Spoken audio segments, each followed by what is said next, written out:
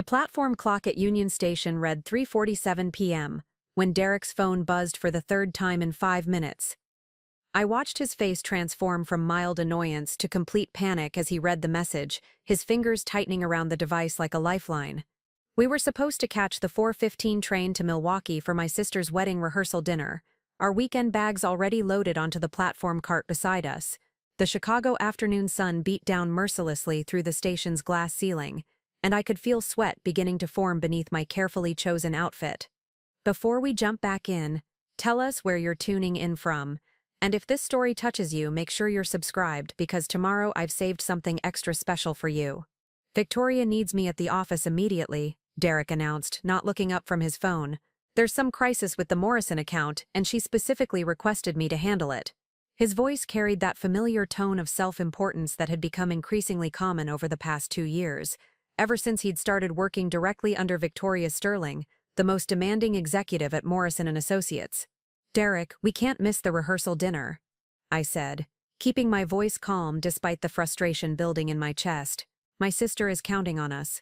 You promised her you'd be there to walk her through the ceremony timing since Dad isn't able to travel anymore." The weight of that promise hung between us. My father's recent stroke had left him unable to make the trip, making Derek's presence even more significant for my family. He finally looked up from his phone, but his eyes held no warmth, only calculation. "Rachel, you don't understand how important this account is to my career. Victoria chose me specifically because she trusts my judgment. This could be the break I've been waiting for." His voice dropped to that patronizing tone I'd grown to despise. "Besides, it's just a rehearsal dinner. You can handle your family for one night." The dismissive way he said "your family" hit me like a physical blow. These were the people who had welcomed him with open arms from the moment we started dating 5 years ago, who had included him in every holiday and celebration, who had supported his career moves even when it meant months of long-distance dating. Now he spoke of them like they were strangers, whose concerns barely registered on his radar. "Just a rehearsal dinner?" I repeated, my voice rising slightly. "Derek, this isn't some casual gathering. Sarah specifically asked you to stand in for Dad.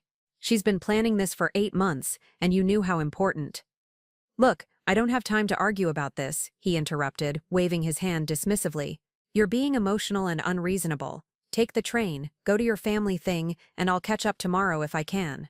Victoria said this might take all night, but if we nail this presentation it could mean a promotion to senior associate. The casual way he reduced my sister's wedding to a family thing, while elevating his boss's last-minute demands to life-changing importance, crystallized something that had been building for months.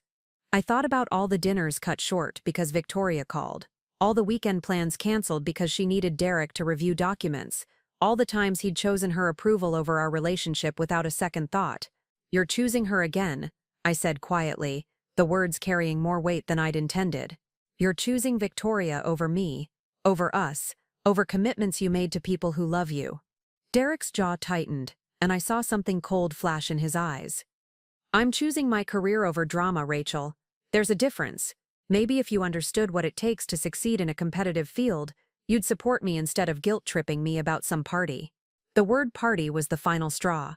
My sister's wedding, my father's inability to participate, my family's need for support during an emotional time, all reduced to a trivial social event that couldn't compete with his boss's demands. I felt something fundamental shift inside me, like a foundation cracking under too much pressure. "Fine," I said, my voice steady despite the tremor in my hands. "Go to Victoria, handle your crisis, be the indispensable employee she apparently needs you to be." Relief flooded his face so quickly that it revealed how little internal conflict he'd actually experienced. "Thank you for understanding. I knew you'd see reason once you thought about it logically." He leaned forward to kiss my cheek, but I stepped back slightly, creating distance between us. I said, "Fine, Derek." I didn't say I understood. He was already pulling out his phone again, fingers flying across the screen as he typed what was presumably an eager response to Victoria. "I'll call you tonight after the meeting. Have fun with your family, and tell Sarah I'm sorry I couldn't make it." The apology was perfunctory, delivered without even looking at me as he lifted his bag from our cart. "Where are you going?" I asked, though I already knew the answer. "Back to the office. Victoria's sending a car to pick me up outside." He finally looked at me again, and I was struck by how little regret I saw in his expression. "You'll be fine, Rachel. You're always fine." Those words would echo in my mind for months afterward. "You're always fine." As if my adaptability to his choices was a character trait rather than a survival mechanism. As if my ability to handle disappointment was something to be counted on rather than protected. I watched him disappear into the crowd of commuters, his expensive briefcase swinging at his side and his phone pressed to his ear. Even from a distance I could see the animation in his posture as he spoke, presumably to Victoria, arranging his immediate return to serve her needs. The enthusiasm he showed for pleasing his boss stood in stark contrast to the reluctant obligation he'd displayed when discussing my family's celebration. The platform around me continued its usual chaos of arrivals and departures, travelers checking schedules and hauling luggage toward their destinations, families gathered together for journeys, couples coordinated their movements, friends laughed as they shared travel snacks. The normalcy of it all made Derek's abandonment feel even more surreal. How could the world continue its regular rhythm when my marriage had just revealed itself to be a hollow shell? I stood there for several minutes, staring at the spot where he'd disappeared, trying to process what had just happened. My husband had chosen his boss's approval over his wife's needs, his career advancement over his family commitments, his individual ambition over our partnership. More than that, he'd done it without apparent internal struggle, as if the choice had been obvious and my objections unreasonable. The 4:15 train to Milwaukee was now boarding, and I mechanically gathered my bag and walked toward the platform. Sarah was expecting me, depending on me to represent our family in Dad's absence. I couldn't let Derek's choices compound the disappointment my family was already facing. As I settled into my seat and watched Chicago disappear through the window, I felt a strange mixture of hurt, anger, and something else I couldn't quite identify yet. My phone buzzed with a text from Sarah. "Can't wait to see you and Derek. Thank you both for being here when Dad can't. It means everything to me." I stared at the message for a long time before typing back. "Looking forward to seeing you too. Derek had a work emergency and will try to join us tomorrow." I couldn't bring myself to admit the full extent of his abandonment, not yet. Some part of me still hoped he might surprise me, might realize what he'd done, and find a way to make it right. But as the train carried me toward Milwaukee and away from the man I'd thought I knew, I began to understand that this moment wasn't an aberration. It was a revelation. Derek hadn't suddenly become someone who prioritized his boss over his wife. He'd always been that person, and I'd simply been too accommodating, too understanding, too willing to make excuses for him to see it clearly. The wedding rehearsal dinner would be beautiful, I knew. Sarah would glow with happiness, surrounded by family and friends who had prioritized her joy over their individual convenience. I would smile and play my part, covering for Derek's absence with grace and diplomacy. But somewhere deep inside, a seed of understanding was already beginning to sprout. This wasn't about one missed event or one poor choice. This was about a pattern of behavior that revealed fundamental incompatibilities in how we viewed partnership, commitment, and love. The wedding rehearsal dinner passed in a blur of forced smiles and careful explanations. I found myself repeating Derek's excuse about a work emergency to relatives and family friends, each repetition making the words taste more bitter in my mouth. My sister Sarah accepted the explanation with grace, though I caught her exchanging meaningful glances with our mother throughout the evening. They knew Derek well enough to understand that this absence wasn't entirely unexpected, though they were too kind to say so directly. "He's really committed to his career," Sarah said diplomatically, when her maid of honor asked where my husband was. "Rachel's always been so supportive of his ambitions." The words were meant to be complimentary, but they highlighted something I'd been reluctant to examine too closely. When had supporting Derek's ambitions become my primary identity? When had I stopped pursuing my own goals in favor of facilitating his?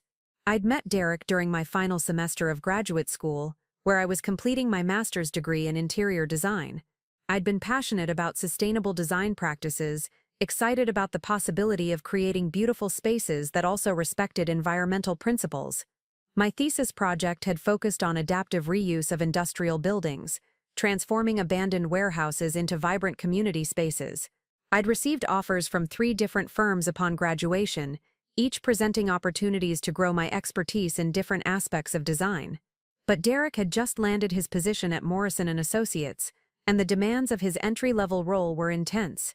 He worked long hours, traveled frequently for client meetings, and needed emotional support as he navigated the competitive world of corporate consulting. It seemed natural for me to take a more flexible position that would allow me to accommodate his schedule.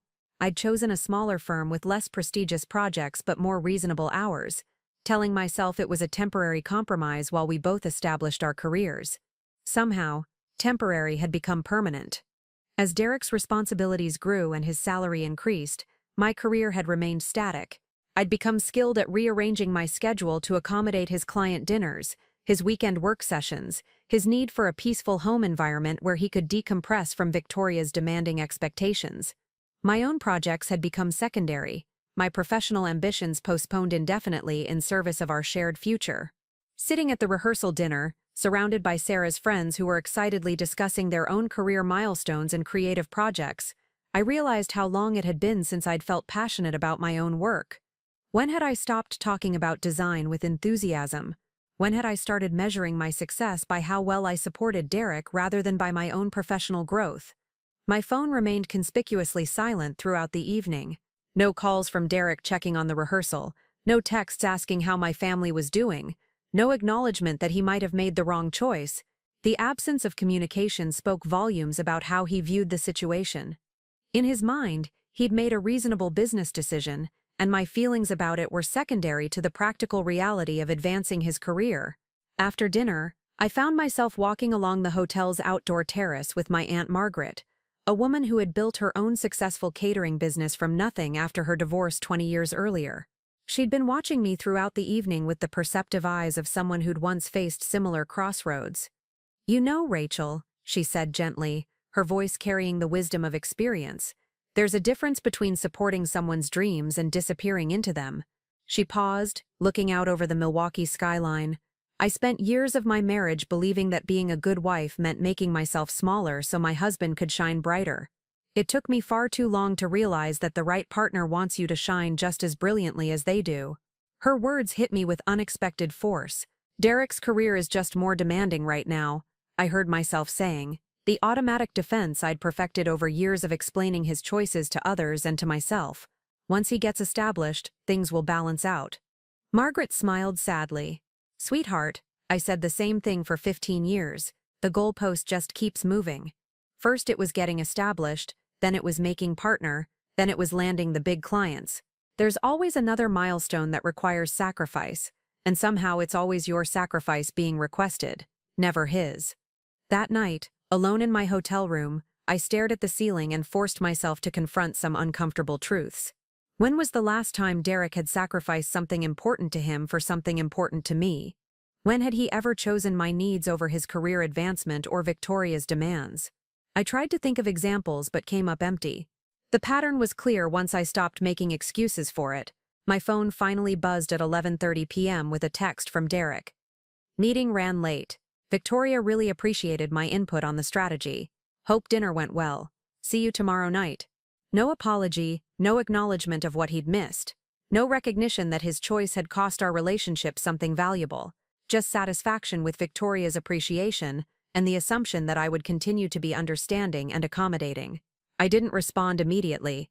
Instead, I found myself opening my laptop and, for the first time in months, browsing design websites and industry publications.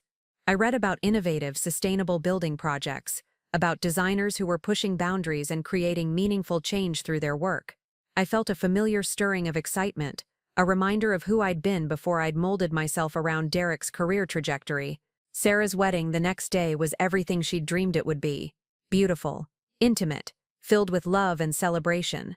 I walked her down the aisle in place of our father, a role Derek should have shared but had forfeited through his choices. As I watched my sister exchange vows with someone who clearly prioritized their partnership above all else, I felt the sharp contrast with my own marriage. Derek did arrive for the reception, appearing just as dinner was being served with an expensive bouquet and profuse apologies about the work crisis that had kept him away.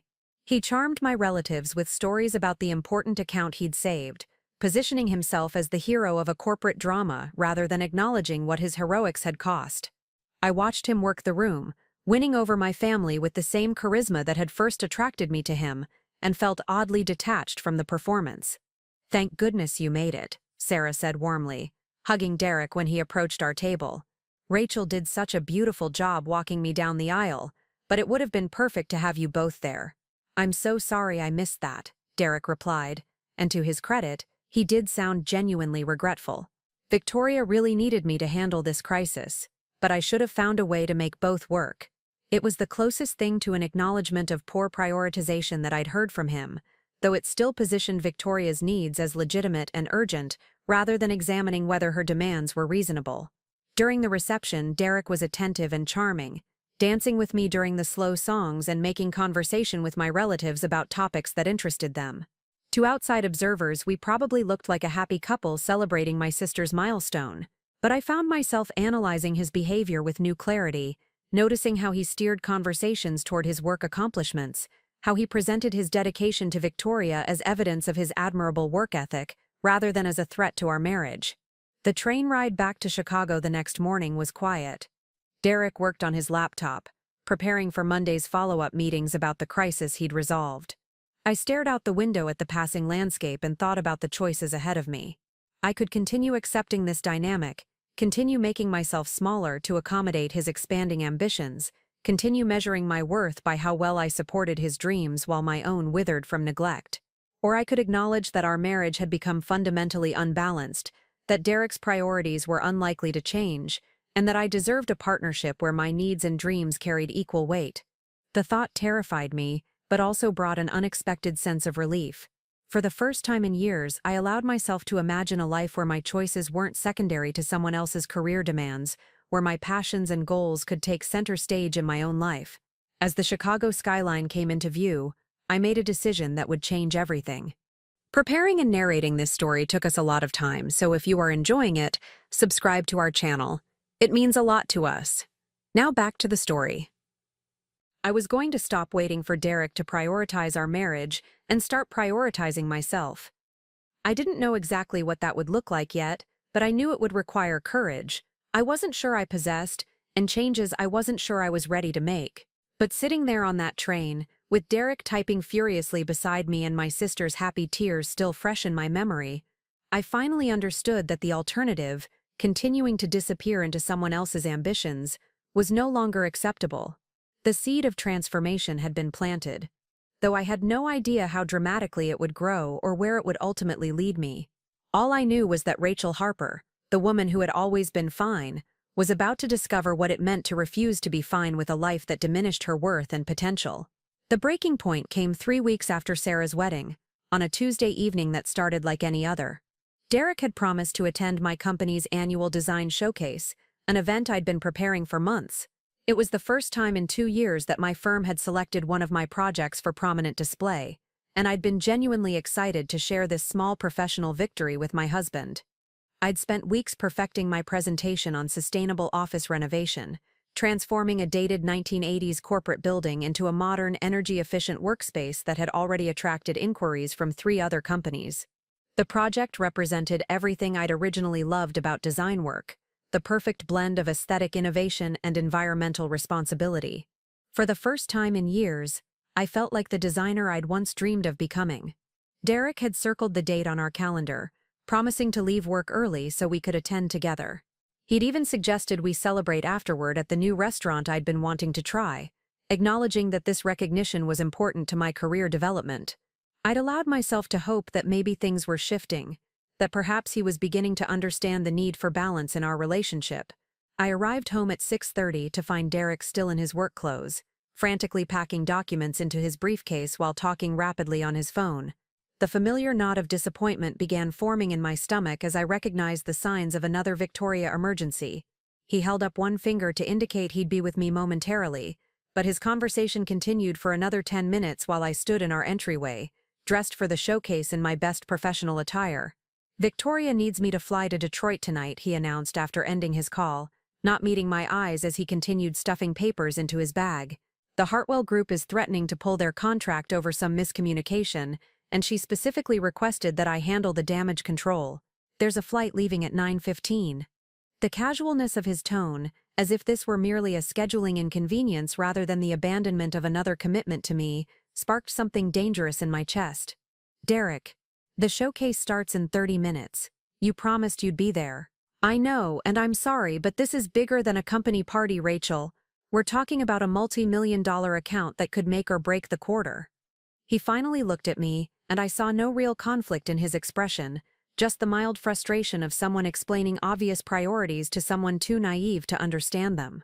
"It's not a company party," I said, my voice carefully controlled. "It's a professional showcase of my work.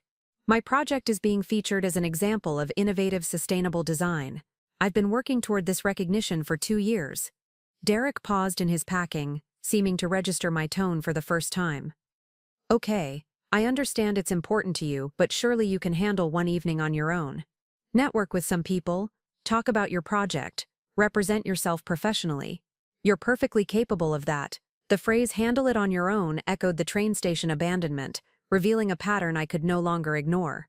In Derek's mind, I was always capable of handling disappointment, always flexible enough to accommodate his changing priorities, always understanding enough to put his career needs above my own emotional and professional requirements. This isn't about capability, Derek. This is about partnership. This is about showing up for each other when it matters. I set down my purse and faced him directly. "When was the last time you chose me over Victoria? When was the last time you told her that you had prior commitments and couldn't drop everything to solve her problems?" His jaw tightened with irritation. "That's not fair, Rachel. Victoria is my boss, not my friend. I can't just tell her no when there's a legitimate business crisis. You're being unreasonable." "I'm being unreasonable?" The words came out louder than I'd intended. "I'm unreasonable for expecting my husband to honor his commitments to me? I'm unreasonable for wanting you to show up for my professional milestone the way I've shown up for every single one of yours? That's different, and you know it." Derek shot back, his own voice rising. "My career has actual financial implications for our future. Your design work is nice, but it's not exactly paying the bills around here." The dismissive cruelty of that statement hit me like a physical blow. My design work, the passion that had once defined me, the career I'd compromised repeatedly to support his ambitions, reduced to a nice hobby that didn't merit serious consideration. In that moment, I saw our entire relationship with devastating clarity. "Get out," I said quietly.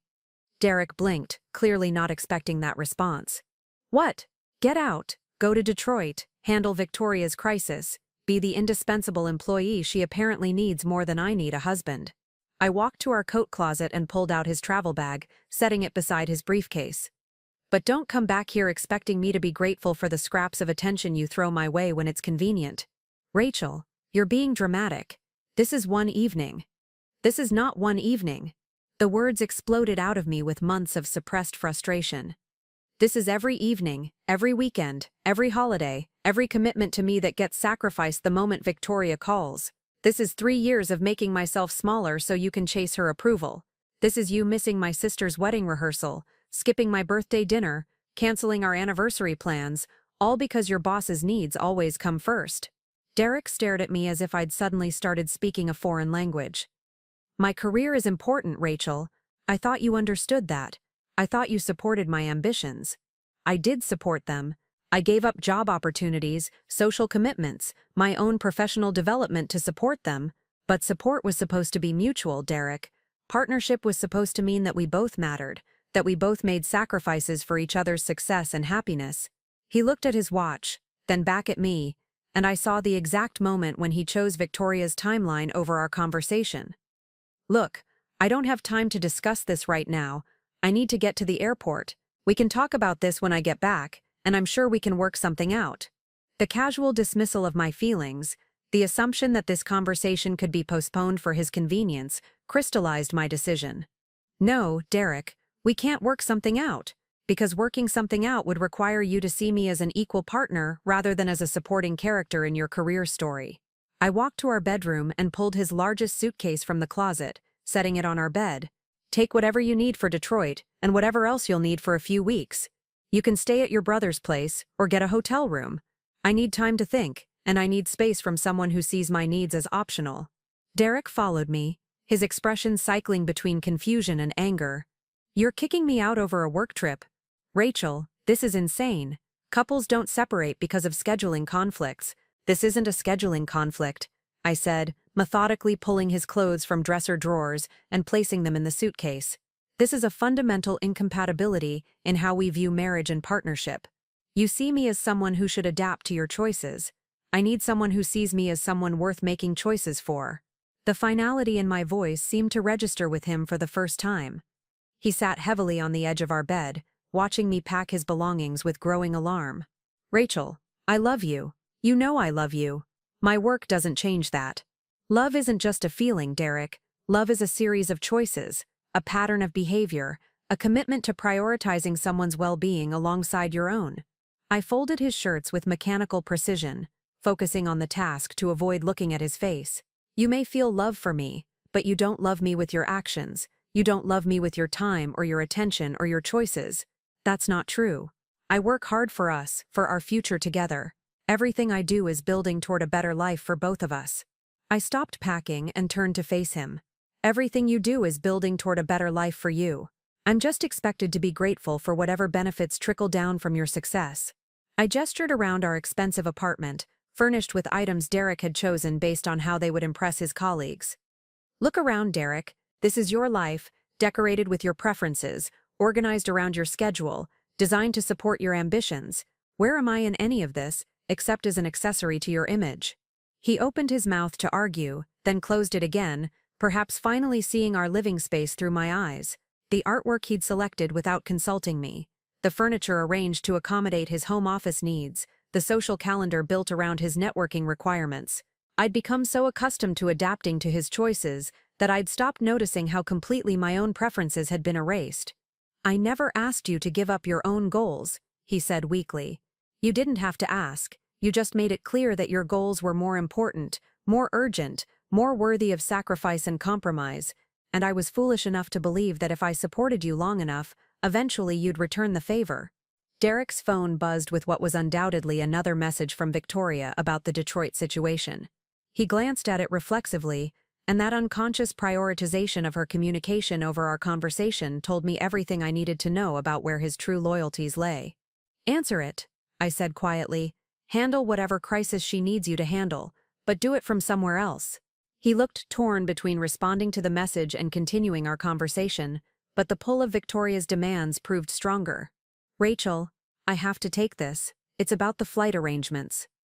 I know you do, I replied, zipping up his suitcase. You always have to take her calls. That's exactly the problem. Derek spent 15 minutes on the phone with Victoria, discussing strategy for the Detroit meetings while I finished packing his belongings.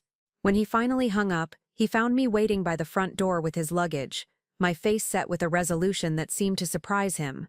Rachel, please, let's talk about this rationally when I get back. Don't make any permanent decisions while you're emotional. The condescending suggestion that my response was purely emotional rather than the result of months of careful observation infuriated me. I'm not emotional, Derek. I'm clear-headed for the first time in years. I'm seeing our relationship without the filter of hope that things will eventually change. Things can change. I can find a better balance once this Detroit situation is resolved, once I get more established with Victoria's team.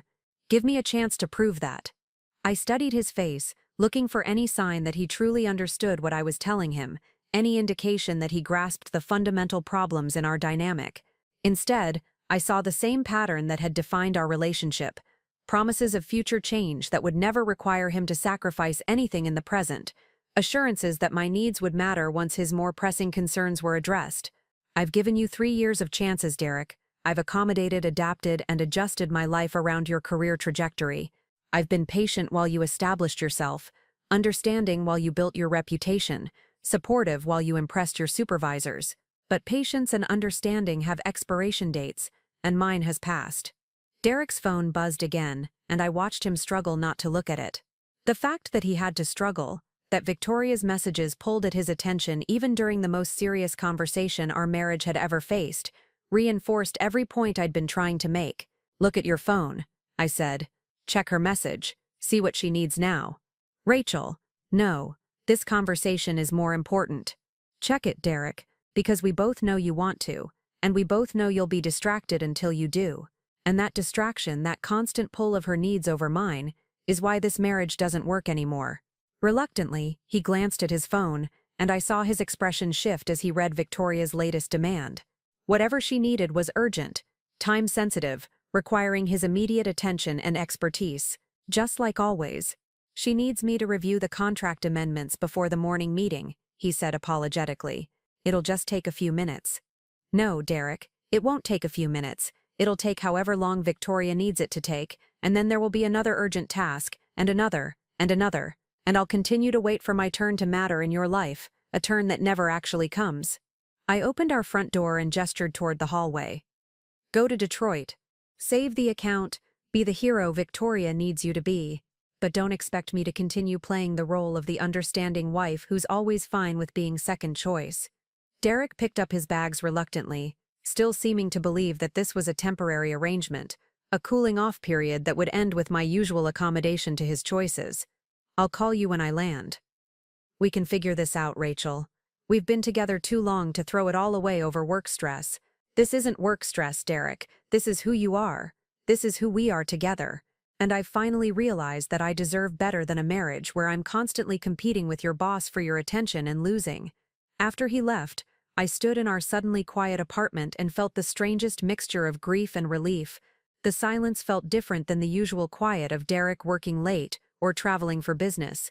This silence belonged to me, reflected my choices, offered space for my thoughts without the constant background hum of his career demands. I called my firm and left a message that I'd be attending the showcase alone, then changed into my most confident professional outfit and went to represent my work with pride. For the first time in months, I spoke about my design projects with genuine enthusiasm, networking with other professionals who shared my passion for sustainable innovation.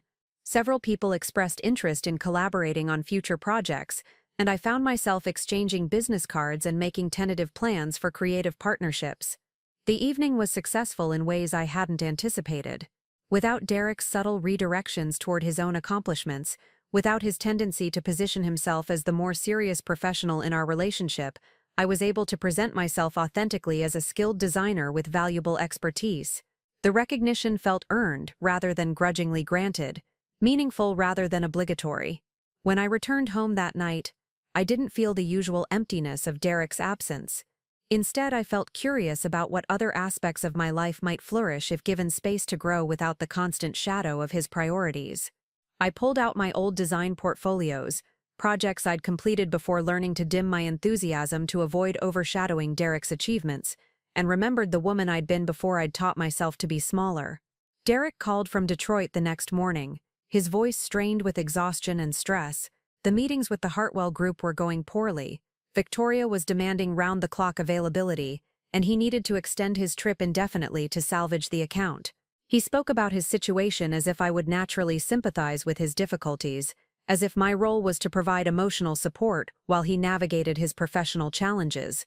"I miss you," he said near the end of the call. "This whole situation has made me realize how much I depend on you being there when I come home."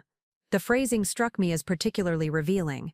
He missed having me available when he needed emotional support, but there was no acknowledgement of what I might need from him, no recognition that his extended absence meant I was handling everything alone once again. Even his expression of missing me centered his needs rather than recognizing mine. "Take care of yourself, Derek," I said simply. "Focus on what Victoria needs you to focus on. When I get back, we'll sit down and really talk about finding better balance. Maybe we can plan a vacation, just the two of us, somewhere without cell service." The promise felt as hollow as all the others he'd made over the years. A vacation would be lovely, but it wouldn't address the fundamental issue that his career would always take precedence over our relationship, that Victoria's needs would always be more urgent than mine, that my role would always be to accommodate rather than to be accommodated. After hanging up, I made a decision that surprised me with its clarity. I wouldn't wait for Derek to return and renegotiate our relationship dynamic. I wouldn't hope for changes that would require him to fundamentally alter his priorities and behavior patterns. Instead, I would use this time apart to rediscover who I was independent of his ambitions and expectations. I started by rearranging our apartment, moving furniture to create space for a proper design studio in what had been Derek's secondary office area. I set up a drafting table, organized my art supplies, and created a workspace that reflected my aesthetic preferences rather than his corporate image requirements. The physical act of claiming space for my own creative work felt revolutionary after years of subordinating my needs to his. Next, I reached out to former colleagues and mentors in the design world, people I'd gradually lost touch with as Derek's social and professional networks had taken precedence. I scheduled coffee meetings, attended industry events I'd previously skipped to accommodate Derek's schedule, and began rebuilding professional relationships I'd allowed to atrophy. The response was overwhelmingly positive. People remembered my work fondly, expressed surprise that I'd been so quiet professionally, and offered opportunities for collaboration and growth that I hadn't realized were available. One conversation led to another, and within a week I had 3 potential freelance projects and an invitation to submit a proposal for a major sustainable housing development. As I threw myself into creative work with an intensity I hadn't felt in years, I began to understand how much of myself I'd lost in the process of supporting Derek's ambitions. My design skills had remained sharp, but my confidence had eroded under years of being treated as the secondary professional in our household. My creativity had survived, but my willingness to take risks and pursue challenging projects had been diminished by Derek's subtle messaging that my career was less important than his. Most significantly, I began to remember what it felt like to be excited about my own future rather than anxiously managing someone else's. For the first time in years, I fell asleep thinking about my own projects and goals, rather than worrying about Derek's stress levels or planning ways to support his next career move. The shift in focus felt both foreign and liberating, like rediscovering a language I'd once spoken fluently but had gradually forgotten. 2 weeks into Derek's extended Detroit assignment, I received an offer that would change everything. Maria Santos, a developer I'd worked with early in my career, called with an unexpected proposition. She was expanding her sustainable housing company into Vermont, developing eco-friendly mountain retreats for urban professionals seeking authentic connection with nature. She needed a lead designer who understood both environmental sustainability and luxury aesthetics, someone who could create spaces that felt both rustic and refined. "I've been following your recent work, Rachel," Maria explained during our video call. "Your office renovation project shows exactly the kind of innovative thinking we need. Plus, you understand the high-end market we're targeting. The position would be based in Millbrook, Vermont, but it comes with significant creative freedom and an equity stake in the Vermont operation." Millbrook, Vermont. I'd never heard of the town, but when I researched it online, I found a small mountain community surrounded by forests and farmland, the kind of place where people prioritized quality of life over career advancement, where success was measured by different standards than the ones that governed Derek's world. The offer represented everything I'd once dreamed of professionally: creative leadership, environmental focus, financial growth potential, and geographic independence from the corporate culture that had gradually consumed my life in Chicago.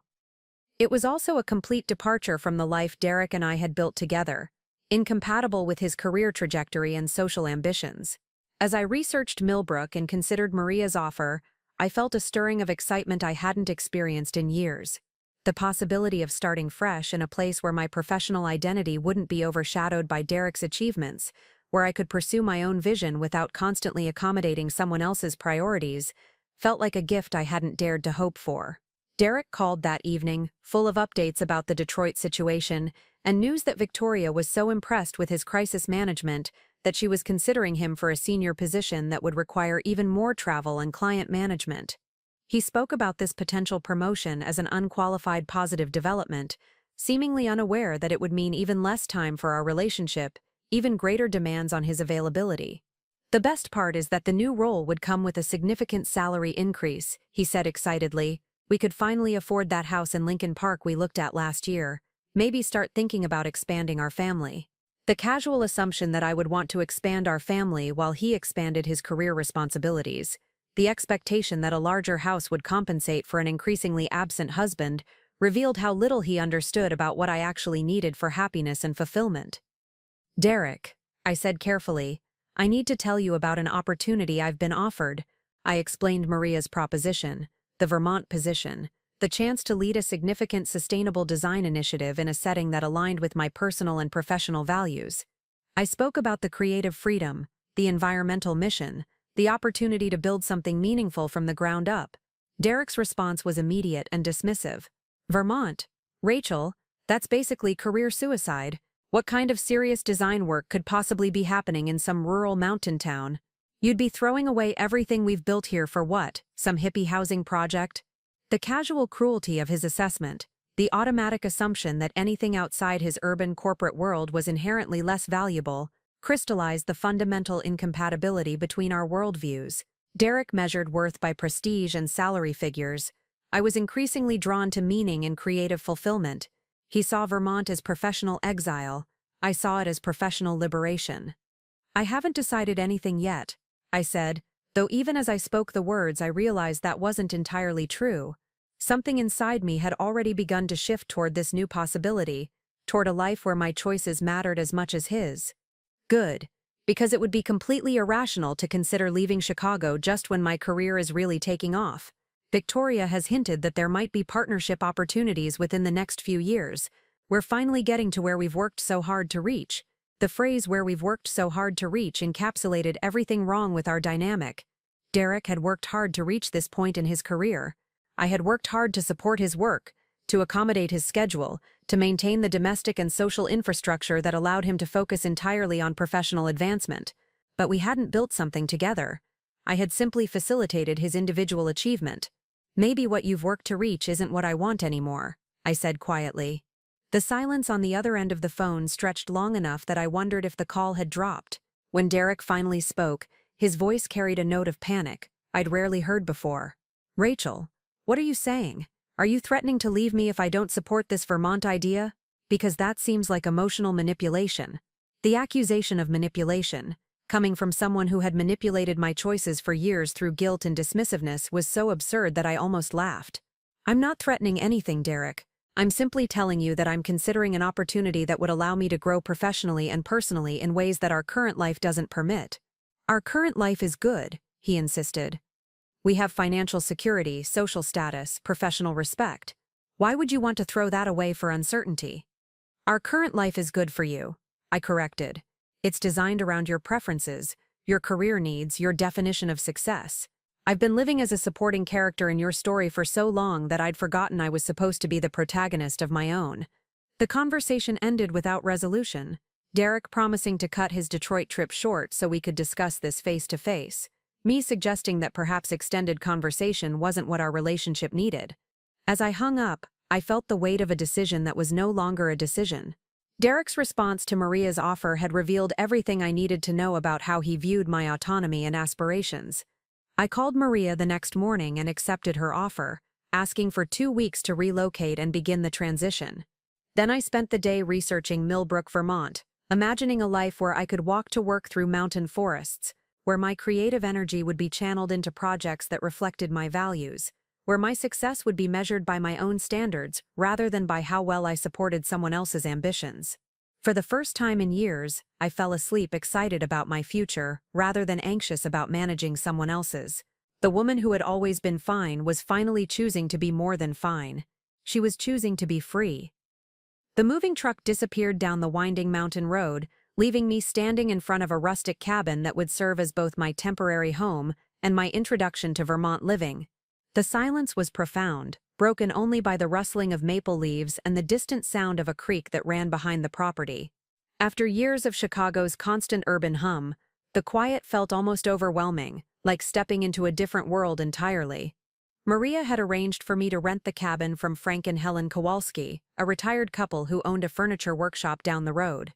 The cabin itself was charming in a way that Derek would have dismissed as quaint, with hand-hewn beams, a stone fireplace, and windows that framed views of the surrounding forest like living artwork. It was the antithesis of our sleek Chicago apartment, all natural materials and organic lines instead of glass and steel, and carefully curated minimalism. I carried my boxes inside one by one, each trip revealing more of the cabin's character. The floors were wide plank pine that creaked pleasantly underfoot, worn smooth by decades of use. The kitchen was compact but functional, with open shelving displaying an eclectic collection of handmade pottery that the Kowalskis had left for my use. Everything about the space spoke of craftsmanship and authenticity, values that had been gradually squeezed out of my life in pursuit of Derek's version of success. As I unpacked my design supplies and set up a workspace at the kitchen table, I felt a strange combination of excitement and vertigo. For the first time in years, I was making decisions based entirely on my own preferences, arranging my living space to support my work and comfort rather than to impress Derek's colleagues or accommodate his home office needs. The freedom was intoxicating and terrifying in equal measure. My phone had been mercifully quiet during the move, Derek apparently too busy with Victoria's Detroit crisis to check in on my relocation progress.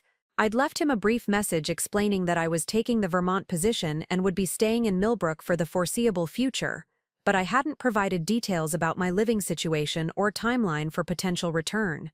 The ambiguity was intentional. I needed space to discover who I was when I wasn't constantly adapting to someone else's expectations. The next morning, I drove to the Kowalski workshop for my first official introduction to my new neighbors. Frank Kowalski turned out to be a bear of a man with calloused hands and kind eyes, someone who seemed to measure worth by the quality of work produced rather than by salary figures or social connections. His wife Helen was equally welcoming, immediately offering me coffee and homemade muffins while Frank showed me around their operation. The workshop was a revelation. Frank specialized in custom furniture made from locally sourced wood, pieces that would last for generations rather than following fleeting design trends. His workbenches were organized with the precision of someone who understood that good tools and proper care were essential for quality craftsmanship. Helen handled the business side, managing orders and client relationships with the same attention to detail that Frank brought to his woodworking. "Maria mentioned you're working on the mountain retreat project," Helen said as we sat in their kitchen, warming our hands around ceramic mugs. "That's exciting news for Millbrook. We've been hoping someone would finally develop those properties in a way that respects the landscape." I found myself explaining my vision for the retreat center, my commitment to sustainable building practices and integration with the natural environment. Frank listened with the intensity of someone genuinely interested in craftsmanship and environmental stewardship, asking thoughtful questions about materials and construction techniques. It was the first professional conversation I'd had in years where I wasn't subtly positioning myself as secondary to Derek's expertise. "Would you be interested in collaborating on some custom pieces?" Frank asked. "I've been wanting to work with a designer who understands both aesthetics and sustainability. Most of the projects I get are either purely functional or purely decorative, but what you're describing sounds like it could be both." The invitation to collaborate caught me off guard. In Chicago, my role had gradually become limited to supporting Derek's projects rather than leading my own initiatives. Here was Frank, a master craftsman, treating me as an equal partner in creative endeavor based on nothing more than our shared conversation about design philosophy and environmental responsibility. "I'd love that," I heard myself saying, and realized it was the first time in months I'd committed to something with genuine enthusiasm rather than dutiful obligation. Over the following weeks, I threw myself into the retreat project with an energy I'd forgotten I possessed. The property Maria had acquired consisted of 40 acres of mixed forest and meadow, with a small pond and spectacular views of the surrounding mountains. My job was to design a series of small cabins that would provide luxury accommodations while maintaining the site's natural character and minimizing environmental impact. I spent hours walking the property, studying how light moved through the trees at different times of day, observing where water naturally flowed during rain, noting which areas felt most sheltered and which offered the best views. This kind of site analysis had been my favorite part of design school, but it had been years since I'd worked on a project that allowed such deep integration with the landscape. The design process felt like rediscovering a language I'd once spoken fluently. I sketched cabin layouts that would nestle into the topography rather than dominating it, planned walking trails that would reveal the property's beauty gradually rather than all at once, designed gathering spaces that would encourage both solitude and community depending on guests' needs. Each decision was based on careful observation of the site's unique characteristics rather than generic luxury standards. Frank proved to be an invaluable collaborator, his knowledge of local wood species and traditional building techniques adding depth to my environmental goals. He taught me about the different properties of maple versus oak, about how to select lumber that would age gracefully in Vermont's climate, about construction methods that had sustained buildings in harsh winters for over a century. "Store-bought furniture looks the same everywhere," he explained one afternoon as we examined samples of locally milled pine. "But when you use materials from the place where something will live, it belongs there in a way that factory pieces never can. The wood knows the climate, understands the seasonal changes, settles into the environment like it was always meant to be there." His philosophy resonated with something I'd been feeling but hadn't been able to articulate. In Chicago, I'd been like store-bought furniture, technically functional but never quite belonging, always slightly out of place in Derek's carefully curated life. Here in Vermont, working with materials and methods that had deep roots in the landscape, I was beginning to feel like I might actually belong somewhere. Helen became equally important to my integration into Millbrook's community. She introduced me to other local business owners, invited me to town meetings where residents discussed everything from snow removal to summer festival planning, and included me in the informal network of women who seemed to run most of the community's social infrastructure. These women were accomplished in ways that Derek's Chicago social circle would never have recognized as significant, but their competence and leadership were undeniable. Amy Chen ran the town's only bookstore, but she also organized the farmers market, coordinated volunteer efforts for elderly residents, and somehow found time to teach evening literacy classes for adults who'd missed educational opportunities earlier in life. Lisa Rodriguez managed the credit union that served 3 small towns, using her financial expertise to help local businesses secure loans and navigate economic challenges that larger banks ignored. These women measured success by their contributions to community well-being, rather than by individual accumulation of wealth or status. Through Helen's introductions, I began to understand Millbrook's economic ecosystem and my potential place within it. The town survived on a combination of small-scale agriculture, artisan crafts, outdoor recreation, and the growing trend of urban professionals seeking rural retreats.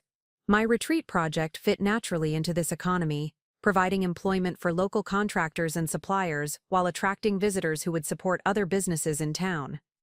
More importantly, I discovered that my design skills were genuinely valued in ways that went beyond the retreat project. Joseph Kim, who owned the town's auto repair shop, asked me to help him reorganize his workspace for better efficiency and safety.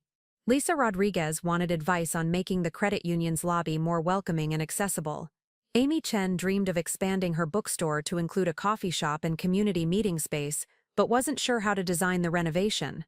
Each of these projects was small by Chicago standards, offering modest compensation and no prestige value for my professional portfolio, but they were deeply satisfying in ways I hadn't anticipated. My suggestions made real improvements to people's daily work lives. My designs helped local businesses serve their communities more effectively, and my expertise was treated as valuable rather than supplementary to someone else's more important contributions. The physical demands of Vermont living also began to change me in unexpected ways. In Chicago, I'd maintained my fitness through expensive gym memberships and carefully scheduled workout classes, treating exercise as another item to check off my daily productivity list. Here, physical activity was integrated into daily life through practical necessity and natural opportunity. My cabin was heated primarily by a wood stove, which meant learning to split firewood and maintain consistent heat through careful feeding and banking of coals. The process was initially frustrating and inefficient, but Frank patiently taught me the techniques his grandfather had passed down to him. Soon I found myself looking forward to the evening ritual of preparing the stove for overnight burning, appreciating the immediate cause-and-effect relationship between my efforts and my comfort. Walking became my primary form of transportation within Millbrook, and hiking emerged as both recreation and professional necessity as I explored the retreat property. My body adapted to the constant low-level physical activity, developing a functional strength that felt more satisfying than the artificial challenges of gym equipment. My hands, once carefully maintained for professional appearances, developed calluses from splitting wood and handling tools, marks that I began to view as evidence of capability rather than flaws to be hidden. Most significantly, my relationship with time began to shift in fundamental ways.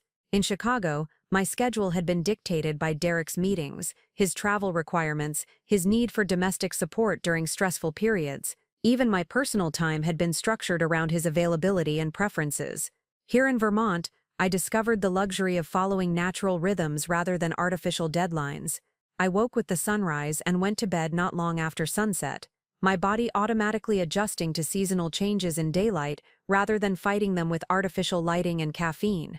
I ate when I was hungry rather than when it was convenient for Derek's schedule, cooked with ingredients that reflected what was seasonally available rather than what impressed dinner party guests.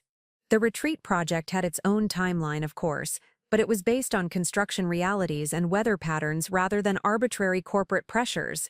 If a day was particularly beautiful, I might spend extra time outdoors studying the property instead of rushing back to my computer. If inspiration struck for solving a design challenge, I could work late into the evening without worrying about disturbing someone else's sleep or neglecting domestic responsibilities. This flexibility allowed my creativity to flourish in ways it hadn't for years. Design solutions emerged organically from careful observation and patient consideration, rather than being forced through deadline pressure and client demands. The cabins I was designing for the retreat felt authentically connected to their site because I had time to understand that site deeply, to notice subtleties that would have been invisible under the rushed timeline pressures of urban projects. 6 weeks into my Vermont residency, Derek finally made contact beyond our brief and increasingly infrequent text exchanges. His call came on a Thursday evening as I was preparing dinner in my cabin kitchen, the fire crackling pleasantly in the background and rain pattering against the windows. The domestic tranquility of the moment made his urban stress palpable even through the phone connection. "Rachel, this has gone on long enough," he announced without preamble. "Victoria's finally wrapping up the Detroit situation, and I need you to come back to Chicago. We have the Henderson anniversary party next weekend, and I can't attend alone. People are starting to ask questions about where you are." The casual assumption that I would return to fulfill my role as his social accessory, the complete lack of interest in how I was doing or what I was accomplishing, crystallized how little our time apart had changed his fundamental perspective on our relationship. In his mind, I'd been having an extended vacation or perhaps a minor breakdown, something to be tolerated temporarily but ultimately corrected through his decisive intervention. "I'm not coming back for the Henderson party," I said calmly. "I have work commitments here that I can't abandon." "Work commitments?" Derek's voice carried the same dismissive tone he'd used when discussing my design career throughout our marriage. "Rachel, whatever hobby projects you're pursuing in Vermont can't be more important than maintaining our professional relationships in Chicago. The Hendersons are potential clients for Morrison & Associates. My presence at their party with you beside me is literally an investment in my career advancement."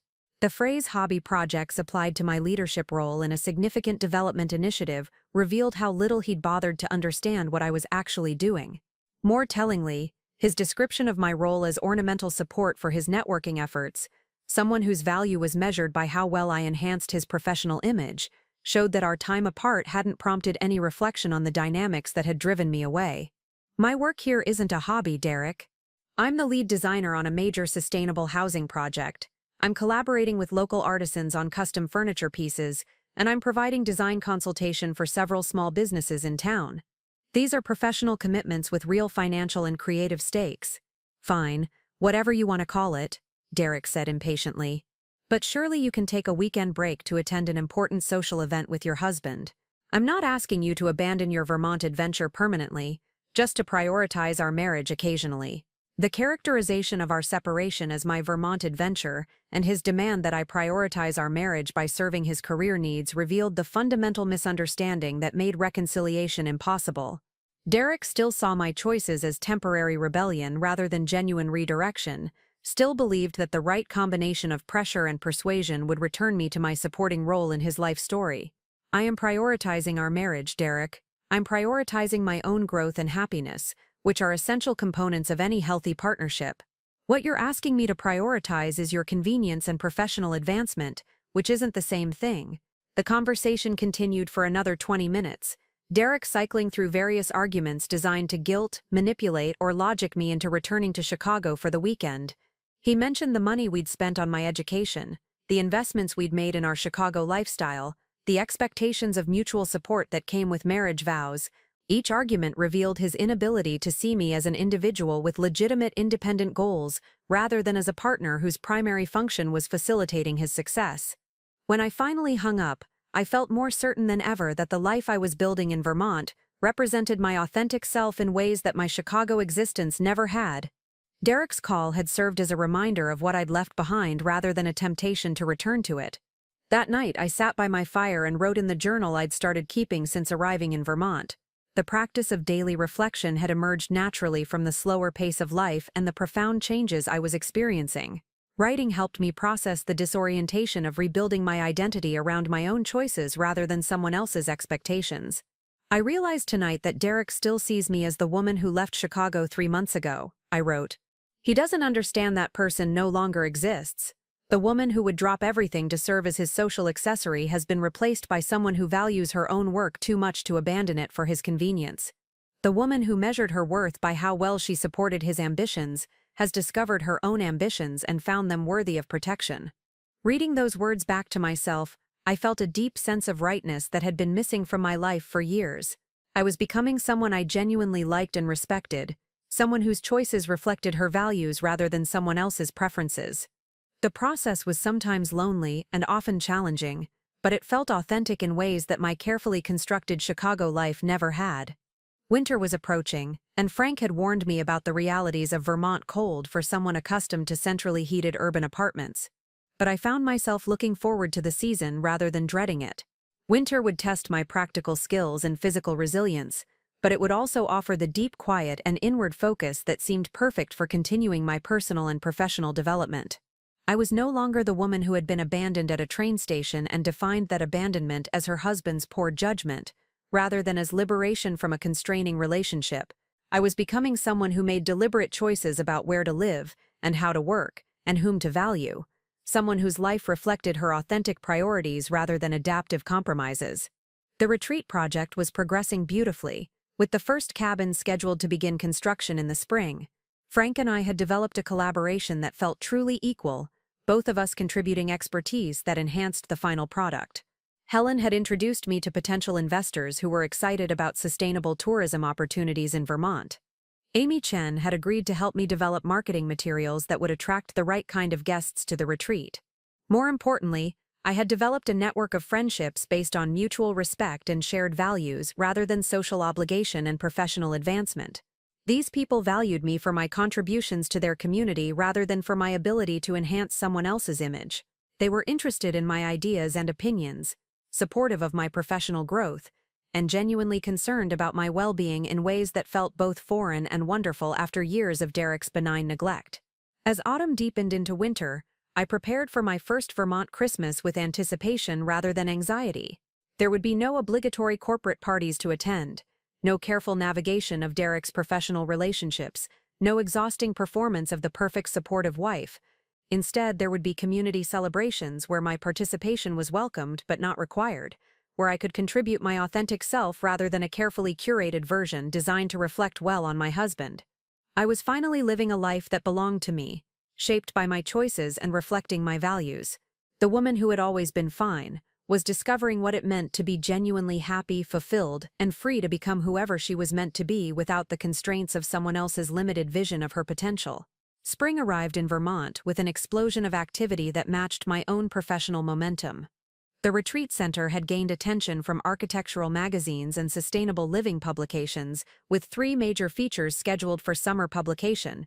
What had started as a local development project was becoming a model for environmentally conscious luxury hospitality, attracting interest from investors and developers across New England. Maria arrived from Chicago in early May to review our progress, and her amazement at what we'd accomplished in less than a year was deeply satisfying. The first cabin was nearing completion, a stunning example of how modern comfort could coexist harmoniously with natural materials and environmental stewardship. Frank's custom furniture pieces were receiving advance orders from guests who hadn't even stayed at the retreat yet, simply based on photographs and word-of-mouth recommendations. "Rachel, this is beyond what I imagined when I offered you the position," Maria said as we walked through the nearly finished cabin. "You've created something that's both commercially viable and environmentally revolutionary. I've had calls from developers in 3 states asking if you'd consult on similar projects." The consulting requests represented a turning point I hadn't anticipated. My work in Vermont was generating opportunities that could establish me as a national expert in sustainable luxury design, a niche that combined my environmental values with high-end aesthetics in ways that the market was increasingly demanding. Each inquiry came with project budgets that dwarfed what I'd earned in Chicago, along with creative freedom that Derek's corporate world had never offered. Carlos Mendoza, a developer from Burlington who specialized in ecotourism ventures, became my first major consulting client. His project involved converting a defunct ski resort into a year-round sustainable recreation center, complete with solar-powered lodge facilities and trail systems designed to minimize environmental impact. The scope was ambitious, the timeline challenging, and the fee structure more generous than any project I'd worked on in my previous career. "I've been following your work since the first retreat center articles came out," Carlos explained during our initial meeting. "What you've achieved in Millbrook shows exactly the kind of vision we need for this project. We want someone who understands that luxury doesn't have to mean environmental destruction, someone who can create experiences that make guests feel more connected to nature rather than isolated from it." Working with Carlos required expanding my team and formalizing my business structure in ways that felt both exciting and daunting. I hired 2 junior designers from sustainable architecture programs, recent graduates who brought fresh energy and cutting-edge technical knowledge to complement my growing expertise in eco-luxury design. Helen Kowalski agreed to manage the administrative aspects of my expanding practice, her decades of small business experience proving invaluable as we navigated contracts and project management systems.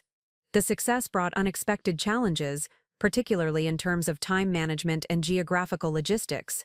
Consulting projects required travel to sites across Vermont, New Hampshire, and upstate New York, pulling me away from the quiet routines that had become central to my well-being. I found myself struggling to maintain the work-life balance that had been one of Vermont's greatest gifts, caught between the excitement of professional growth and the risk of recreating the stress patterns I'd escaped by leaving Chicago. Frank noticed my increasing tension during one of our weekly collaboration sessions. "Success is supposed to make you happier, not more frazzled," he observed as I rushed through reviewing furniture specifications for 3 different projects. "Maybe it's time to think about what you really want from all this opportunity." His question forced me to confront an uncomfortable truth. I was becoming successful by conventional measures, earning more money than I'd ever made, and gaining recognition in my field that exceeded anything I'd achieved in Chicago. But the pace and pressure were beginning to feel familiar in troubling ways, reminiscent of the career-focused lifestyle that had contributed to my marital problems with Derek. The difference, I realized, was that this success belonged entirely to me. Every decision about which projects to accept, how to structure my business, and where to focus my creative energy was mine to make without consulting anyone else's preferences or accommodating anyone else's timeline. The stress was real, but it was stress in service of my own goals rather than someone else's ambitions. I made the conscious decision to be selective about new opportunities, accepting only projects that aligned with my environmental values and offered sufficient creative freedom to justify the time investment. This approach meant turning down some lucrative offers, but it preserved the autonomy and authenticity that had been the real gifts of my Vermont transformation. Amy Chen proved instrumental in helping me navigate this balance. Her bookstore had become an unofficial community center where local business owners gathered to share challenges and celebrate successes. Through conversations with other entrepreneurs who had built sustainable enterprises in rural Vermont, I learned strategies for growth that preserved personal values and community connections. The mistake a lot of people make when their business takes off is thinking they have to say yes to everything. Amy explained one evening as we sat in her shop after closing time. But saying yes to the wrong opportunities is just another way of losing control over your own life. The goal isn't to become as busy as possible, it's to become as purposeful as possible. Her wisdom helped me develop criteria for evaluating new opportunities that went beyond financial considerations. I began asking whether each potential project would enhance my expertise in areas I cared about, whether it would allow me to work with people whose values aligned with mine, and whether it would contribute to the kind of world I wanted to help create through my design work.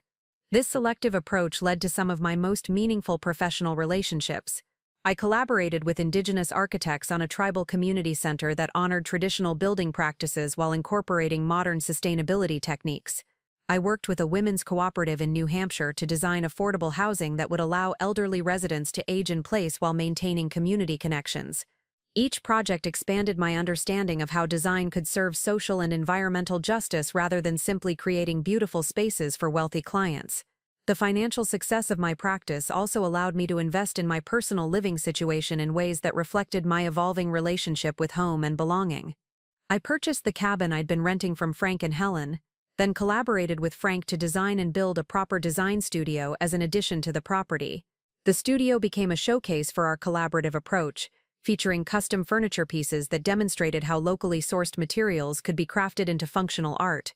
More significantly, I began hosting design workshops and sustainability seminars at the retreat center, sharing knowledge I'd gained with other professionals who were interested in environmental approaches to luxury hospitality. These events attracted participants from across the country, creating a network of like-minded designers and developers who supported each other's work and shared resources for advancing sustainable practices in the industry. The workshops also reconnected me with my love of teaching, something I'd set aside years earlier when Derek's career had taken priority over my own professional development. Leading sessions on site analysis, Material selection and client communication reminded me how much I enjoyed mentoring emerging professionals and contributing to the evolution of design practices toward greater environmental responsibility. One particularly memorable workshop participant was Jennifer Walsh, a young designer from Boston who was struggling to maintain her environmental values while working for a firm that prioritized profit margins over sustainable practices. Her situation reminded me of my own compromises during the years when Derek's career had overshadowed my professional development, and I found myself offering guidance that went beyond technical design skills. The hardest part is feeling like you have to choose between making a living and staying true to your values, Jennifer confided during a break between sessions. Everyone says there's no market for truly sustainable luxury design, that clients won't pay premium prices for environmental responsibility. Everyone is wrong, I replied, gesturing toward the retreat center where we were meeting. There's absolutely a market for sustainable luxury, but it requires educating clients about why environmental responsibility enhances rather than compromises their experience. Most people want to feel good about their choices. They just need help understanding how sustainability can align with their desires for beauty and comfort. My conversation with Jennifer sparked an idea that would become another important dimension of my evolving practice. I began developing educational materials for clients and other designers about the business case for sustainable luxury design, demonstrating how environmental stewardship could enhance project outcomes rather than limiting them.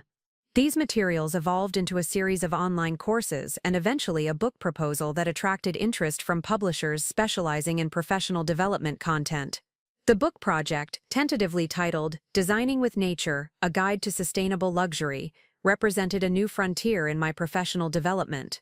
Writing required synthesizing everything I'd learned about balancing environmental responsibility with aesthetic excellence, about building client relationships based on shared values rather than purely financial considerations, and about creating design practices that sustained both the practitioner and the environment over the long term.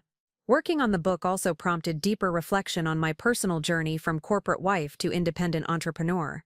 The contrast between my current life and my previous existence in Chicago felt so dramatic that it sometimes seemed like I was writing about a different person entirely.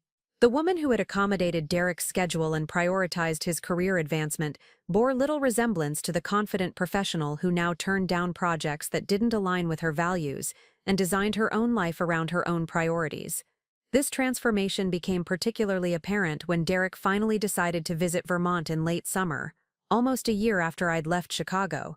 His call announcing his intention to drive up for a weekend caught me off guard.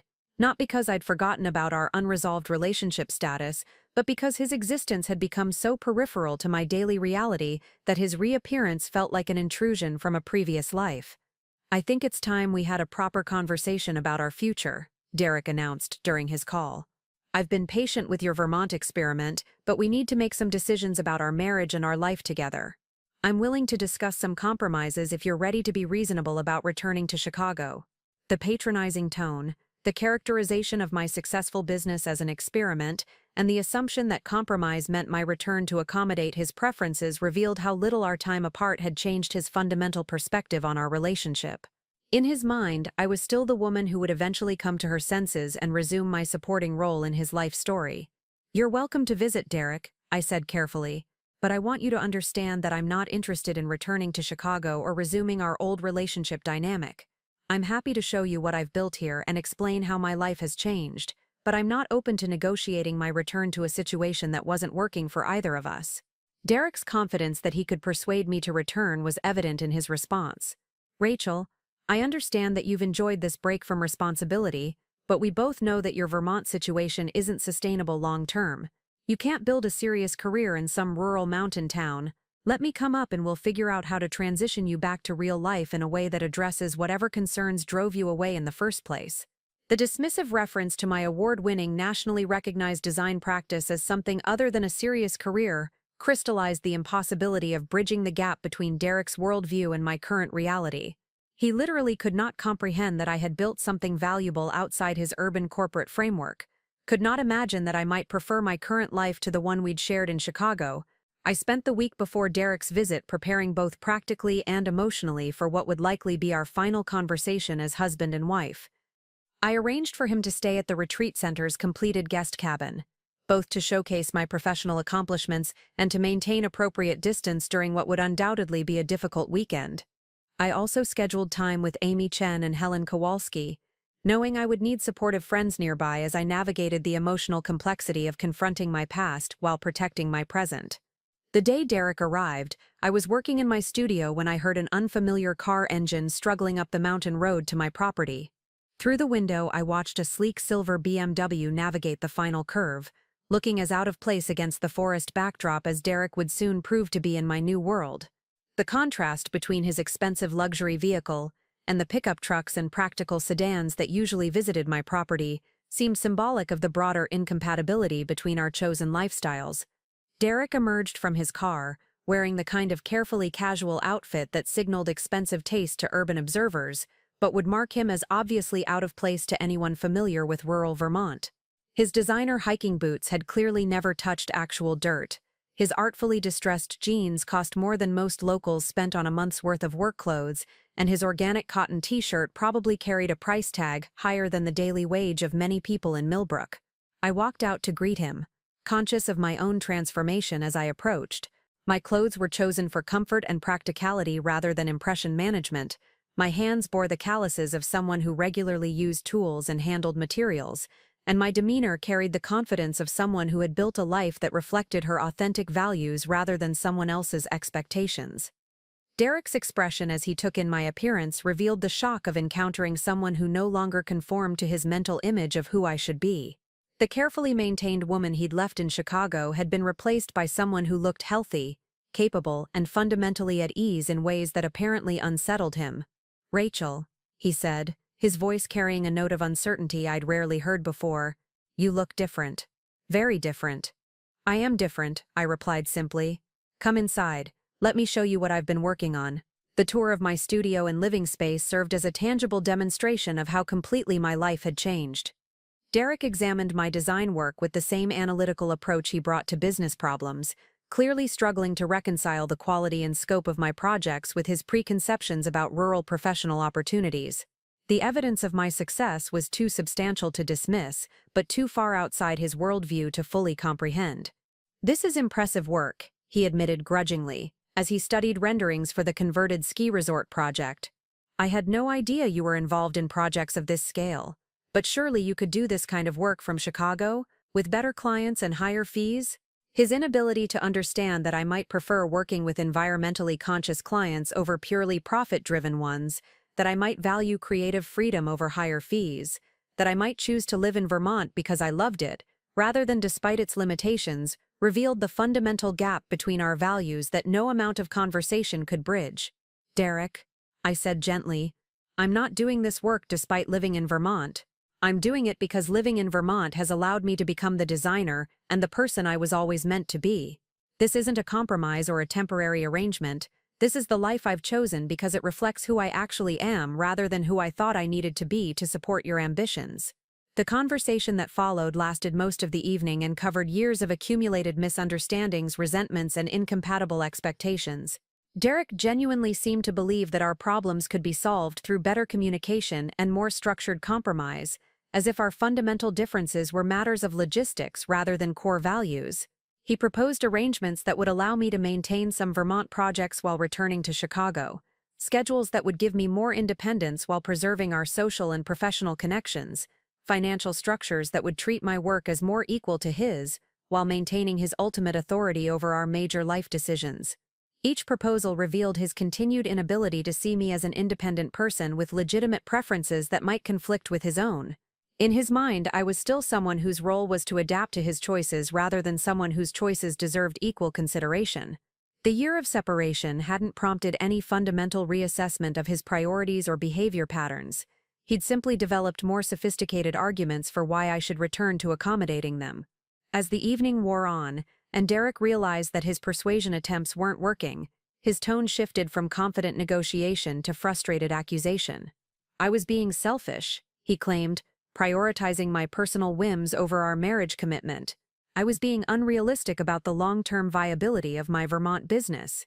I was throwing away everything we'd built together for a lifestyle that would ultimately leave me isolated and professionally marginalized." You're choosing trees and mountains over a real life with real opportunities, he said finally, his voice carrying the kind of dismissive certainty that had characterized too many of our conversations over the years. When this rural fantasy loses its novelty, when you realize what you've given up for the sake of playing house in the woods, it'll be too late to rebuild what we had in Chicago. His words crystallized everything that was wrong with his perspective and everything that was right with my choices. Derek saw my love for Vermont's landscape as superficial preference rather than genuine compatibility with my values. He saw my professional success as temporary novelty rather than sustainable accomplishment. He saw my happiness and fulfillment as illusion rather than the natural result of finally living authentically. You're right that I'll never be able to rebuild what we had in Chicago, I replied calmly. But that's because I don't want to rebuild it. What we had in Chicago wasn't working for me, Derek. It wasn't making me happy or helping me grow or allowing me to contribute my best work to the world. What I have here does all of those things. Derek left the next morning without the reconciliation he'd expected, without the compromise he'd been willing to negotiate, and without any real understanding of who I'd become during our year apart. As I watched his BMW disappear down the mountain road, I felt a profound sense of closure rather than loss. The woman who had once defined herself through his approval was gone, replaced by someone who knew her own worth and wouldn't compromise her authentic self for anyone else's comfort or convenience. That afternoon, I called my lawyer to begin divorce proceedings, ready to officially end a marriage that had ended emotionally long before Derek's visit.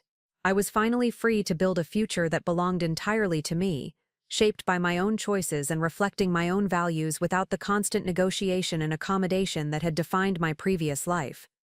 The gold-plated car that would eventually carry me back to confront Derek was still months away, but the transformation that would make that moment possible was already complete. I had become someone who chose her own path and valued her own judgment, someone who had discovered what it meant to live according to her authentic priorities rather than someone else's expectations. The woman Derek had abandoned at a train station had used that abandonment as the first step toward a life of unprecedented freedom and fulfillment. 2 years after Derek's failed reconciliation visit, I received an invitation that would bring my transformation full circle. The National Sustainable Design Awards ceremony was being held in Chicago, and my retreat center project had been nominated for the Innovation in Eco-Luxury category. More significantly, I'd been invited to deliver the keynote address on redefining success in environmental design, a recognition that positioned me as a thought leader in my field. The irony wasn't lost on me that my triumphant return to Chicago would be professional rather than personal, based on achievements Derek had dismissed as rural fantasies when he'd visited Vermont. The ceremony would be held at the Palmer House, the same luxury hotel where Derek and I had attended countless corporate events during our marriage, where I'd smiled politely while he networked with clients and colleagues who treated me as decorative rather than substantive. My assistant, Jennifer Walsh, had relocated from Boston to Vermont 6 months earlier to help manage my expanding practice. She accompanied me to Chicago, marveling at the contrast between my current confidence and the stories I'd shared about my previous life in the city. Jennifer had become more than an employee. She was proof that the mentoring aspect of my work was creating meaningful change in other women's careers, as well as my own. "I can't imagine you as the accommodating wife you've described," Jennifer said, as our train approached Union Station.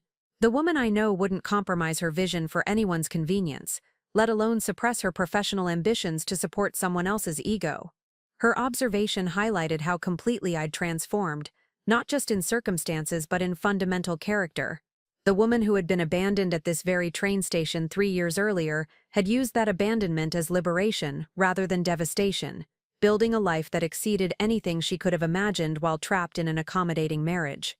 The Palmer House lobby buzzed with sustainable design professionals from across the country, people whose work I'd followed and admired for years. Several approached me with genuine enthusiasm, praising my published articles and expressing interest in collaboration opportunities. The respect was authentic, based on my contributions to the field rather than my role as someone's spouse.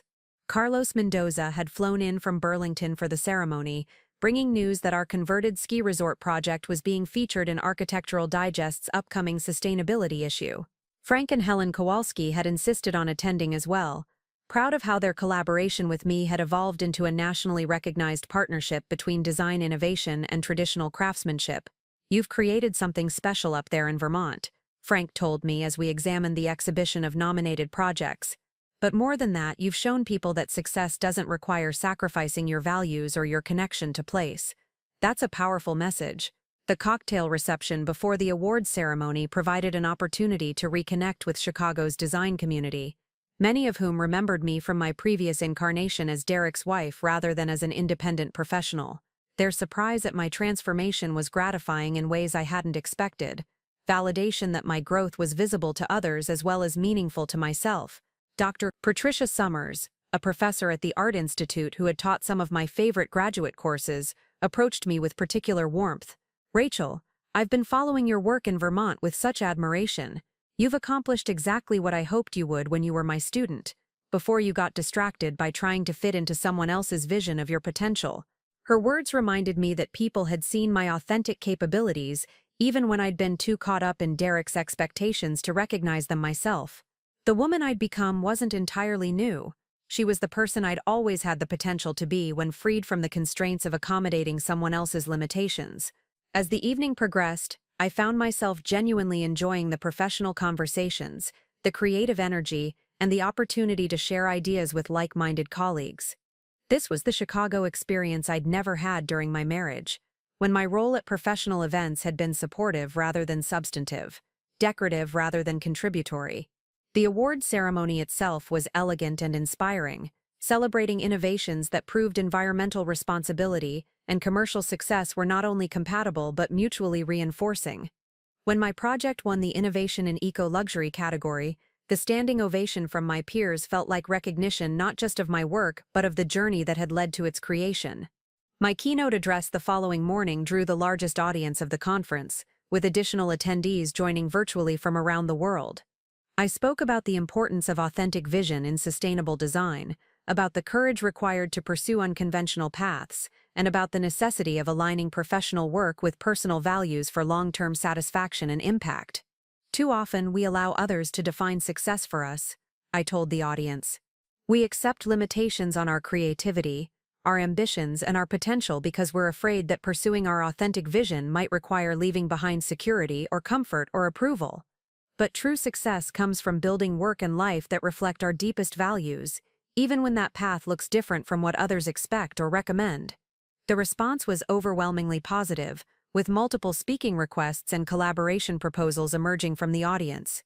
Publishers approached me about expanding my keynote themes into a full-length book about sustainable career development in creative fields. Several universities invited me to develop curriculum for graduate programs in environmental design. Most significantly, the mayor of Chicago approached me after my presentation with an unexpected proposition.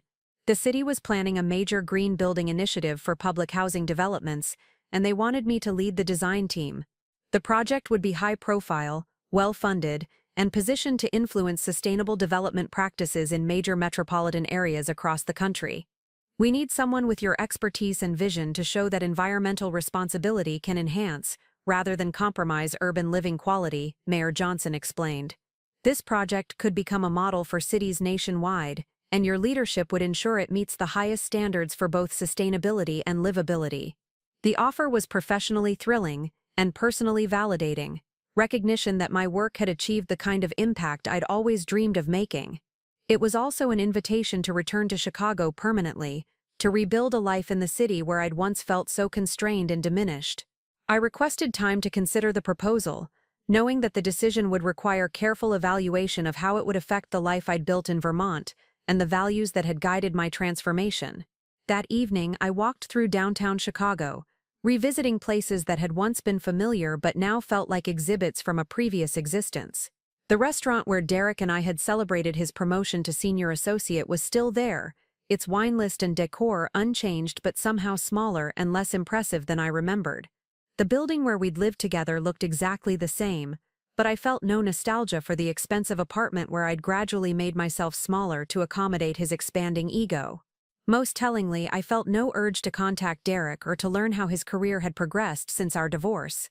The man who had once been the center of my universe had become genuinely irrelevant to my happiness and success, a chapter in my story that had ended definitively rather than lingering as unfinished business.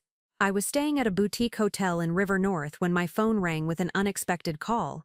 Maria Santos, my original collaborator on the Vermont Retreat Center, had news that would complicate my decision about the Chicago mayor's offer. A consortium of international investors wanted to fund a network of sustainable retreat centers across New England, with me as the lead designer and creative director for the entire initiative. This could be bigger than anything we've imagined, Maria explained excitedly.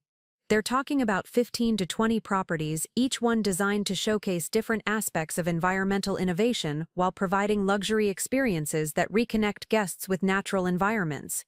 You'd have unprecedented creative freedom and financial backing to establish sustainable tourism as a major industry category. The international project would allow me to expand my impact while remaining based in Vermont, building on the community relationships and landscape connections that had become central to my personal and professional identity. It offered the scale and influence I craved without requiring me to abandon the authentic lifestyle that had made my transformation possible. As I considered both opportunities, I realized that the choice itself represented the kind of agency I'd never possessed during my marriage to Derek. I could choose based on my own priorities and values rather than on what would best support someone else's ambitions. I could evaluate options according to their potential for creative fulfillment, environmental impact, and personal satisfaction rather than simply accepting whatever circumstances others created for me. The decision crystallized as I walked past Union Station, the site where Derek had abandoned me and inadvertently set me free to discover my authentic potential. The Chicago mayor's offer was prestigious and important, but it would require adapting my vision to urban political realities and compromising my creative independence in ways that felt too familiar. The International Retreat Network would allow me to expand my impact while preserving the autonomy and authenticity that had become non-negotiable aspects of my professional identity. I called Maria from the train station plaza to accept the international project, feeling the symbolic rightness of making this choice in the place where my transformation had begun. The abandoned woman who had once stood here feeling lost and powerless had become someone who turned down prestigious opportunities that didn't align with her vision. Someone confident enough in her own judgment to choose creative freedom over conventional prestige. My last evening in Chicago included dinner with several colleagues who had become genuine friends through my professional resurrection, people who respected my work and valued my perspective independently of any romantic or social connections. The conversation was stimulating and supportive, focused on creative challenges and industry innovations rather than personal gossip or career positioning. As I prepared to leave the restaurant, Jennifer mentioned that she'd seen Derek earlier that day at a coffee shop near Morrison & Associates, looking stressed and checking his phone constantly in ways that suggested ongoing professional pressure. The observation sparked curiosity rather than concern, interest in how my former husband's life had evolved, rather than investment in his well-being or success. He looked like someone still trying to impress people who don't really care about him, Jennifer added thoughtfully. Very different energy from what you have now, where you seem genuinely comfortable with who you are and what you've accomplished. Her comparison highlighted the fundamental difference between authentic confidence and performative ambition, between living according to internal values and constantly seeking external validation. Derek was apparently still trapped in the same cycle of people-pleasing and approval-seeking that had made our marriage unsustainable, while I had learned to measure success by my own standards rather than by others' recognition. The next morning brought an unexpected encounter that would provide perfect closure to my Chicago visit. I was waiting for my train back to Vermont when I noticed a familiar figure across the platform, Derek himself, apparently traveling for business with the same expensive luggage and anxious energy I remembered from our marriage. He was absorbed in a phone conversation that seemed both urgent and frustrating, his voice carrying the strained tone of someone trying to manage a crisis while maintaining professional composure. Victoria Sterling's name came up several times, suggesting that his relationship with his demanding boss remained as central to his identity as it had been during our marriage. For a moment, I considered approaching him, curiosity about how he might react to seeing the woman he'd dismissed as engaging in rural fantasies now celebrated as a national leader in sustainable design. But as I watched him pace and gesture, clearly stressed about whatever professional emergency demanded his immediate attention, I realized that any conversation would be anticlimactic. Derek represented a version of success that no longer held any appeal for me, a lifestyle that prioritized external achievement over personal fulfillment, individual advancement over meaningful contribution, financial accumulation over authentic purpose. He wasn't my enemy or my failure. He was simply someone whose values had proven incompatible with my own, someone who had inadvertently done me an enormous favor by making our incompatibility impossible to ignore. Instead of approaching him, I boarded my train and settled into my seat with the satisfaction of someone who had definitively chosen her own path. Through the window I could see Derek still pacing and talking, still managing crises and seeking approval, still living the life I'd once thought I wanted but had learned to recognize as a beautiful prison. As the train pulled away from Union Station, I felt no regret about the life I was leaving behind, no nostalgia for the woman I'd been when Derek's approval had seemed essential to my happiness. The city where I'd once felt trapped and diminished was now simply one more place where I'd given successful presentations and built professional relationships, significant but not central to my identity or well-being. The Vermont mountains came into view as our train approached Millbrook, their familiar silhouettes representing home in ways that Chicago never had, even during the years when I'd lived there. Frank would be waiting at the station to drive me back to my cabin, where my studio was ready for work on the International Retreat Network designs. Helen would have prepared a welcome home dinner featuring vegetables from her garden and stories about community developments I'd missed during my brief absence. More importantly, I would return to work that excited me, to relationships that nourished me, and to a life that reflected my authentic values rather than someone else's expectations. The woman who had been abandoned at a train station had used that abandonment to discover strength, creativity, and happiness she'd never known she possessed. My phone buzzed with a text from Amy Chen. "How did Chicago treat our returning hero?" The message made me smile with its assumption that I was their returning hero rather than someone who had left their community to pursue opportunities elsewhere. Vermont had claimed me as completely as I had claimed it, creating mutual belonging that felt both surprising and inevitable. I typed back. Chicago was professionally successful but personally irrelevant. Ready to be home and get back to real work. The distinction between professional success and personal fulfillment, between external achievement and authentic purpose, had become central to how I evaluated opportunities and made decisions. As I watched familiar landscapes pass outside the train window, I reflected on the journey that had brought me from accommodating wife to independent entrepreneur, from supporting character to protagonist, from seeking approval to trusting my own judgment. The transformation hadn't been easy or immediate, but it had been thorough and irreversible. Derek had intended to teach me a lesson about dependence when he abandoned me at Union Station. Instead, he had accidentally taught me about independence, about the difference between being alone and being free, about the possibility of building a life that reflected my own priorities rather than adapting to someone else's limitations. The train pulled into Millbrook's small station just as the sun was setting behind the mountains, painting the sky in colors that no urban environment could match. Frank was indeed waiting with his pickup truck, ready to help carry my luggage and hear about my Chicago adventures.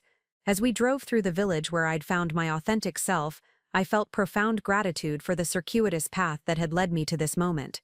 I was no longer the woman who had been abandoned at a train station, though I would always be grateful to her for having the courage to choose uncertainty over security, growth over stagnation, authenticity over accommodation. I was someone who had learned to value her own judgment, pursue her own vision, and build relationships based on mutual respect rather than one-sided compromise. The gold-plated luxury of my current success wasn't material. It was the luxury of living according to my own values, of work that mattered to me, of relationships that enhanced rather than diminished my authentic self.